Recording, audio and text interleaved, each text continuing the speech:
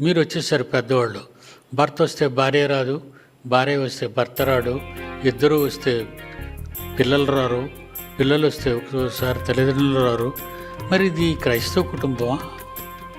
ఇది విశ్వాసుల గుంప. విశ్వాసుల వీళ్ళంతా విశ్వాసులు ఉంటే దేవుడి దగ్గరికి వస్తారు. నీ భర్తను చూడకుండా నువ్వు వెళ్ళి ఉండగలవా?